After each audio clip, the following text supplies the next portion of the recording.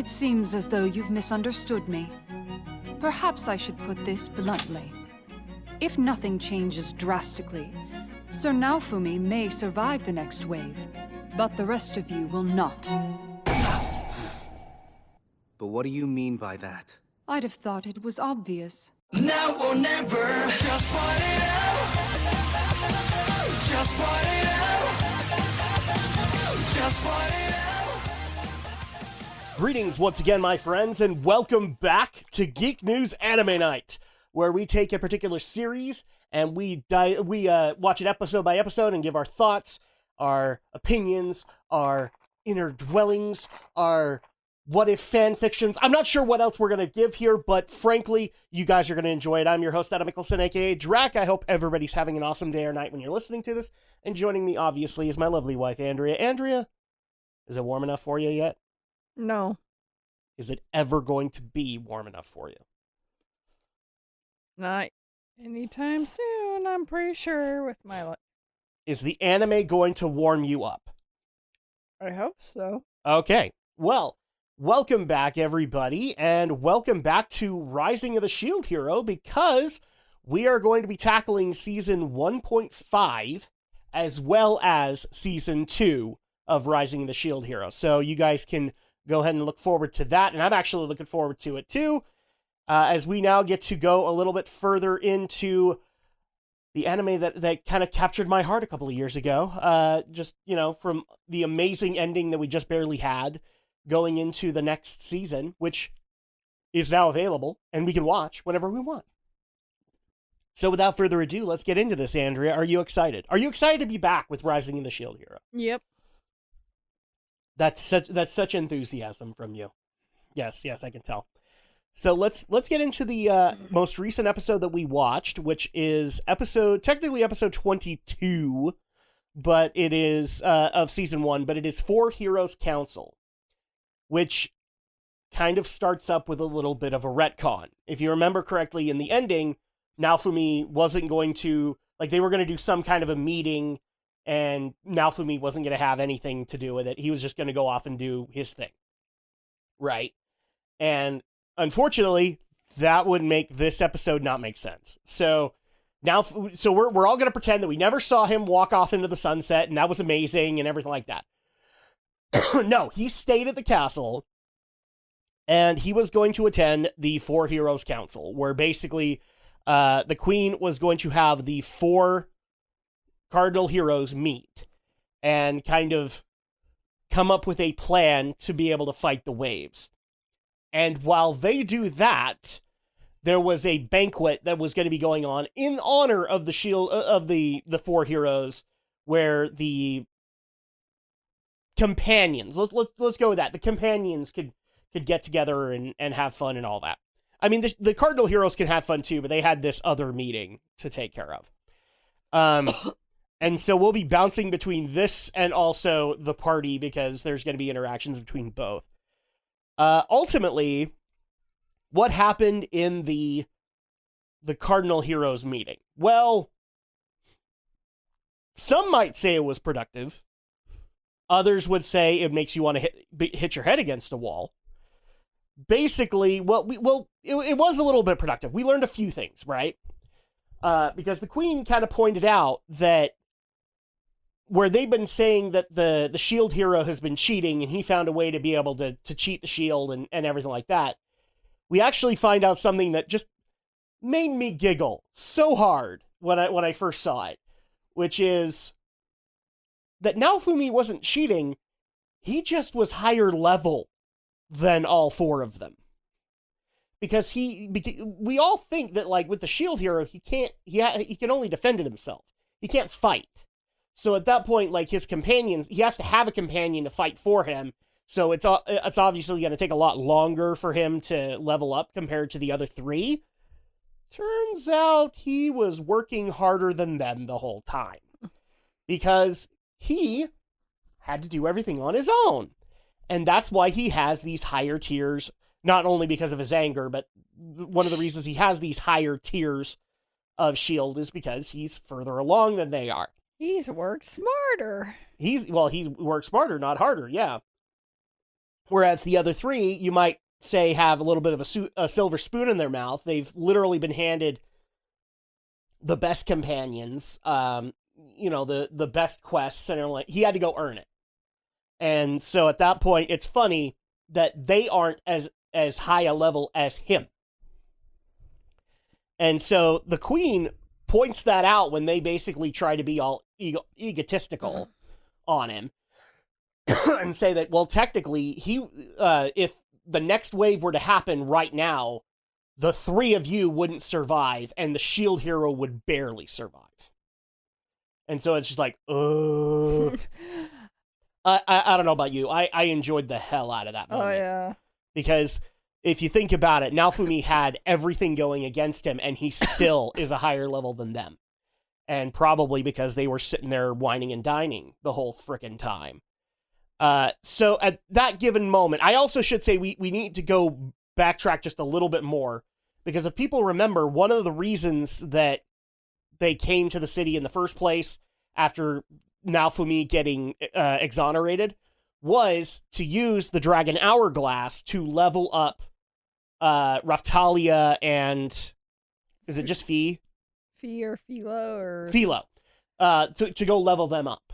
And so, like, to let them go into different classes. And this is one of the things I love about the show, is that it is a fantasy show, but it knows it's a video game.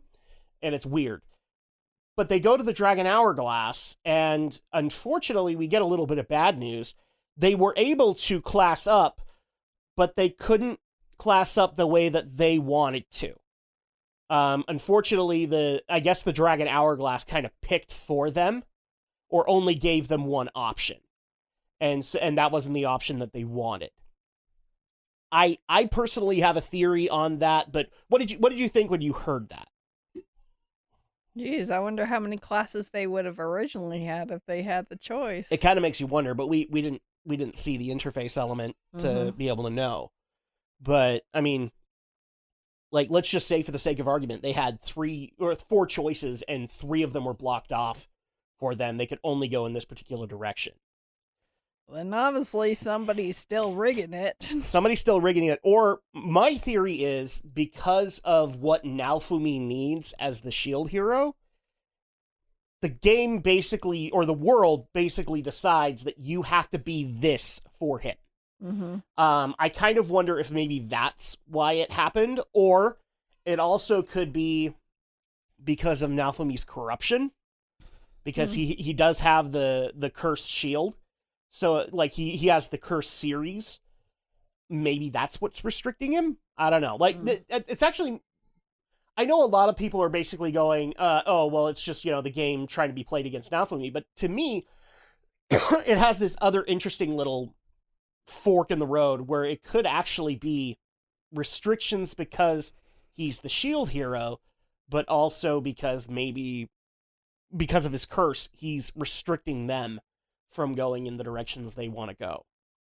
Because maybe they both wanted to go like a healing route, and his curse made it so they couldn't. Did it say what? It didn't even tell them. Oh.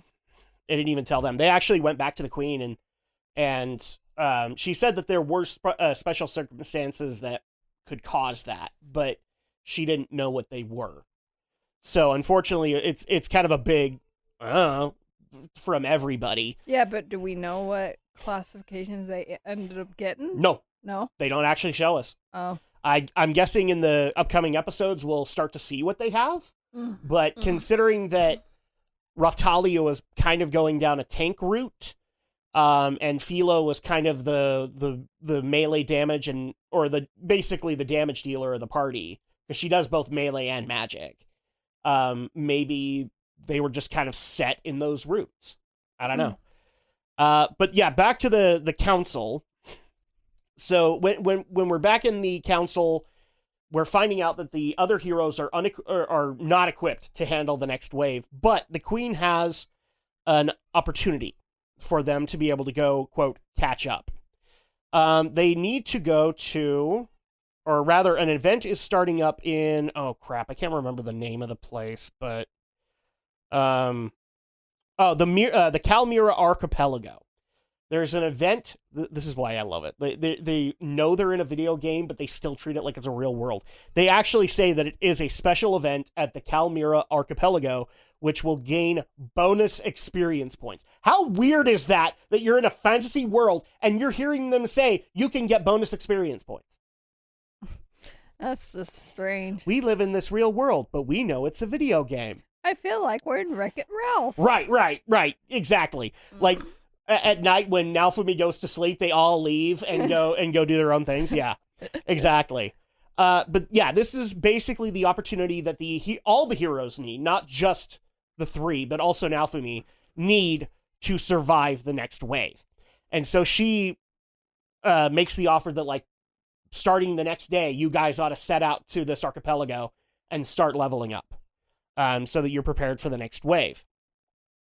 Now, the other thing that she tries to do is she tries to get a little bit of an alliance going between them. And one of the ways that Naofumi also tries to help out with this is, by the Queen's suggestion, why don't you guys share what you've learned? So that at that point, they kind of want to learn how he broke his shield, but also he gets to learn what they've learned in the world so far. And he basically says, you know what? You guys first, because I've had to go through all this shit. And we learn that basically they've learned of systems that kind of exist in the world, but don't. For example, oh crap, who was it that brought up? It was the bow hero that brought up, and his name is escaping me. But all of them are right now because it's been so long. But the bow hero brings up that he was able to use a copy system, which basically let him go to a shop and copy all the bows that were in there. That's just funny that they allow that kind of a thing to happen. Well, but here's the thing. Then the sword hero chimes in and says, I wasn't able to do that. And he instead brings up a whole other system that he was able to do, like being able to use I think he was the one that brought it up, not the spear hero, where he didn't have to use crafting materials to make a potion. The weapon could create it for him. And so at that point, that pisses off Naofumi because he's been using ingredients by hand and he's been making things by hand when the shield could have been helping him out with this. And then at that point, Spear Hero chimes in and goes, that doesn't work. And he goes into another system that he has, and they're all in disagreement. And it gets to a point where Naofumi is so frustrated by what all they're saying, he's like, screw it, I'm leaving. Well, yeah, wasn't Naofumi not really into video games when he was living in... No, well, he wasn't able to play that much. Well, yeah. Because he had other obligations. Whereas these guys were able to play all the time. And so they literally view this world as a video game. And so at that point, they just bring those systems over. And we have an interesting thing happen while this is going on that I have to bring up because this was a golden moment that I wanted to see Andrea's reaction to. It turns out that while the other party is going on, and just to bring things up to speed there, everything's going fine. Everybody's having a good time until one of the guards, who is drunk off his ass, decides to pick a fight with Raftalia. And calling her a filthy demi, and calling the shield hero weak, and like all the things that you don't do in front of Raftalia if you don't want her to kick your ass. Mm-hmm. He starts doing them. And so at that point, Raftalia kind of gets into a fight, which brings in all the other people. And while that commotion is going on, bitch, decides to go into the kitchen and try to poison one of the pies that is going to be going towards the Heroes Council. Only to be caught by Melty. And of course she couldn't lie to Melty about what she was doing because the slave crest wouldn't let her. Mm-hmm. So the second she tries to lie, she's immediately in pain. So Melty goes and tells the queen, and we get to have this moment where they have to, excuse me, bitch was trying to do this. Excuse me, whore was trying to do this. How'd you feel in that moment? Oh, I love how the queen basically took a fan in front of her face and then bitch tried to go into the kitchen. That's just funny. Oh my gosh. And then also, Spear Hero doesn't believe any of it. And the queen basically says, well, you have the slave crest pack. Why don't you go ask her? And he knows how that goes. So he kind of shuts up. So we have that fight going on outside. And there really isn't a decided winner out of that. But let's just say Raftalia won because she was kicking his ass all over the place. Naofumi decides to go back to bed. And he's basically taking everything they've said to heart and saying, like, how can these systems exist but not exist for the other players, et cetera, and then ultimately kind of comes to the realization that he's just going to believe them that this system exists. And funniest thing happens, the second he does that, weapon copy system unlocked on his shield. What did you think of that? It was just all the power of belief. It was friendship at the heart of the cards? Is that what you're telling Pretty me? much. Because that's just funny. Now, the other systems didn't activate for him. But Yeah. the sword and the spear were bringing, at least we don't know that. But the copy system did. Mhm. Which lends itself to the next big wonderful skit that happened, is him going to Erhard's shop, the blacksmith, and copying all the shields in the blacksmith shop. Erhard was not amused. But that was a great moment, wasn't it? Oh, yeah. He just started copying all the shields in there, and now he doesn't really need that anymore. Except, here's the thing, he kind of does, because he got his Barbarian's armor from Erhard.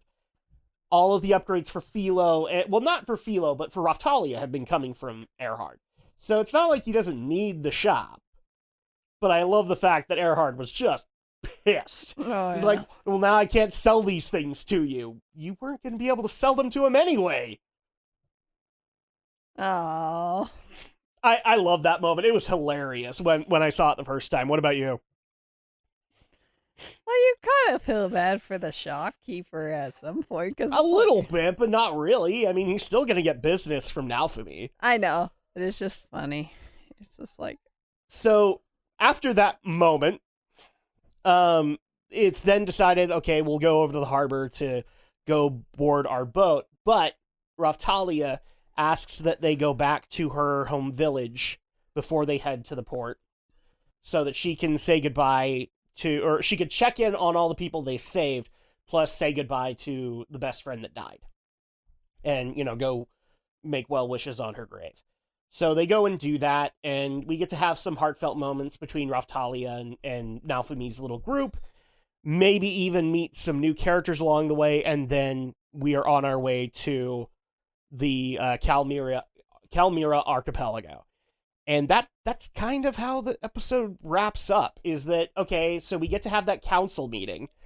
We get to have the party going on outside. We get to have Naofumi kind of adopting what other heroes have told him, and then we start moving into this new arc. So what did you like about this episode? What didn't you like about it? I just thought it was amusing that, even after, towards the end, after the, the first season, they're like still acting like they're not gonna... They're still kind of treating him like the lame shielder still. It's like, really? Yep. You can't just move on after the whole entire trial there? Well, at that point, I mean, you can see that they've kind of moved on from that moment, but now they're kind of back at the square one that they were at when they got summoned in the first place, which is like, they're all superior uber gamers, and Naofumi is the lame-o shielder. And so at that point, not much has changed. If you look at it in the weird way, not much has changed in their relationship. It's just that now they're back on basically back on the blank slate they were when they came here. Oh my goodness. So at that point, this is just basically the uber gamer versus the casual gamer again.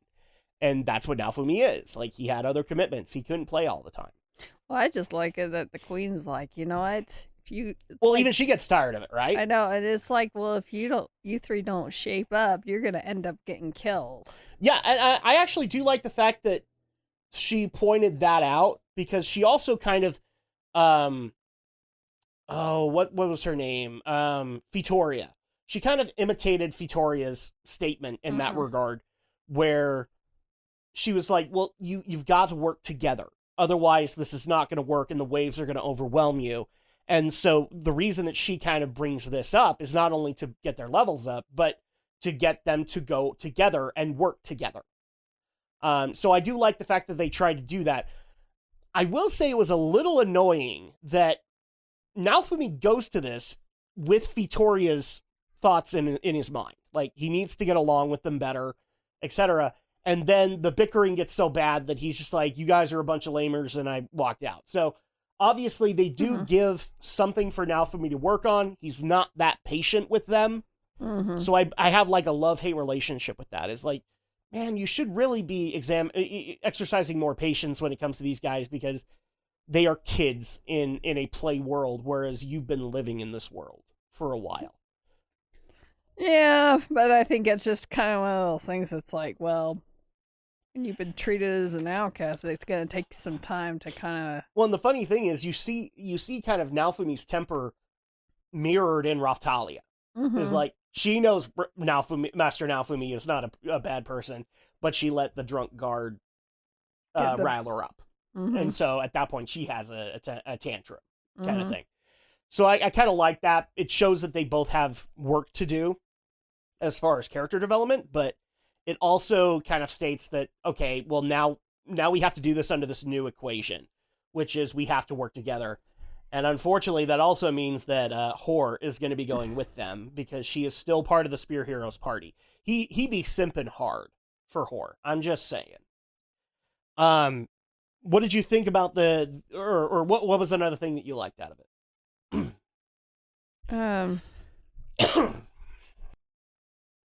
Just the whole kitchen scene was just hilarious. That's the kitchen plus the council reaction to it. Oh yes.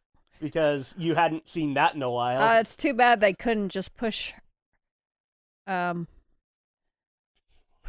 face into that pie. Well, it did. Oh. It wasn't anybody pushing it in. It was the slave crest that did it. Because remember, she goes out in pain, right into the pie. Oh, that's true. I forgot about that. Yeah. So at that point, you're like, hey, slave crest, thanks. But it's definitely something that we get used to as the season rolls on, I guess. I personally say one of my likes was the whole blacksmith shop gag. That was great. As soon as he goes in there, he just starts copying the crap out of everything. It just makes you wonder if that exact same thing happened with where Bow Hero went, where Sword Hero went. Well, where Bow Hero went. I think it would have been 10 times more hilarious if the shopkeeper would tell Naofumi and say, okay, you owe me this much money, because whether if you copied it, you still have to pay the price for if you were actually taking that. And at that point, I think that would basically be, oh, well, we're never going to see you again, because Naofumi's never going to do it. I know. I still think but that would have been funny. Again, Naofumi is still going to have to go over there to upgrade his barbarian armor that was given to him by Earhart. So he's going to be able to do that, and Raftalia is going to be able to get upgrades. I think Philo has gotten an upgrade from him once. So they're still going to be able to go to him, but I like the fact that, now that he's learned this weapon copy system, it creates a whole new thing. He can just go to a town, go to the weapon shop, steal all the shields, and be okay with it. What did you think about the unlock? When he said, like, well, I guess I'll have faith in them. Boom, weapon copy unlock. Did you have any thoughts aside from, oh my gosh, it's magic in the heart of the cards? I'm just like kind of surprised he actually just like he tried to attempt it and it just happened on the first go. Yeah. I thought, if he like it wouldn't work for him until like after like a couple attempts or something. Okay. Yeah, no, it was kind of weird that it happened on the first try, but maybe it was just kind of a little inkling for him to try out the other things that the other heroes talked about. Because they've been, and all of these systems, by the way, they've done in previous MMOs. So at that point, like, they knew about those from those other games. So at that point, maybe he can now experiment with that and become better for it. Because ultimately, we are invested in the other heroes, but it is called Rising the Shield Hero, right? So we're a little bit more invested in him. Was there anything here you didn't like? I saw you wince when they said bitch. I'm just going to say that for the record. I don't have any. You don't have a problem with that being done, but yeah, still, it's bad word.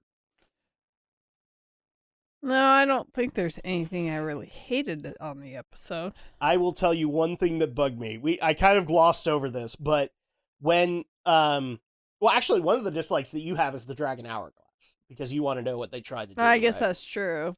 This one, I was liking the Queen up until this point, because the Queen, when they go back from the Dragon Hourglass to explain what happens, they start explaining their journeys, and Melty actually does bring up to the Queen that she has met the Philolial Queen. And it turns out that the Queen has the same weird stalker obsession with Philolials that Melty does. Oh, dear. And so it was already weird to see a little moe girl go through this, but then seeing this Queen in a regal gown going, you know, like doing all the butt waggle and everything, like, no! Yeah, I guess that's true. And then she has to collect herself again and ask him to attend the Four Heroes Council. I would literally look her in the face and go, after what you just did, hell no. So that's my dislike, just because the weird Philolial obsession is just weird. It just is. It's like Spear Hero obsessed with Philo. It's to me. But aside from that, not really a whole lot to dislike here, because it sets up a whole new arc for our heroes to go through. So out of 5, what would you give Four Heroes Council? Probably a 4, maybe. I'd give it a 3, right down the middle. It does what it needs to do. It's not great. It's good. It's not great. It's doing what it needs to do. So at that point, it's right down the middle for me. So 3 for me, 4 for you. Would we dare say there's a character of the episode? I don't think there really is. Just because they're highlighting a bunch of characters at the same time. Yeah. So it's kind of hard to be able to do that. And I mean, at that point, there are things for us to be able to go learn as this goes on. But any final thoughts you want to give on this episode? Just looking forward to the next episode. All right, and that's going to go ahead and do it for us. Thank you guys so much for listening in and joining us once again on this journey. Thank you guys so much for continuing to enjoy this on YouTube, Apple Podcasts, Google Podcasts, Amazon Podcasts, Spotify, Player.fm, all of those platforms. We really do appreciate it. And we will see you guys next time for the next episode of Geek News Anime Night for Rising the Shield Hero Season 2. Nice guy, pretty